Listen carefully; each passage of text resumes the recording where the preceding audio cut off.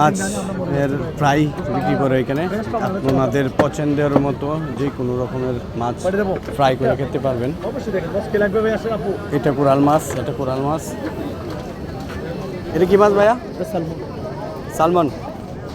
Salmon, যে সুরমা মাছ, চিংড়ি দেখতে পাচ্ছেন, সামুদ্রিক চিংড়ি দেখতে পাচ্ছেন। বিভিন্ন রকমের মাছ আছে, যেটা ভালো লাগে সেটাই ফ্রাই করে খেতে পারেন। যে অক্টোপাস দেখতে পাচ্ছেন, ফ্রাই সহকার কমপ্লিট।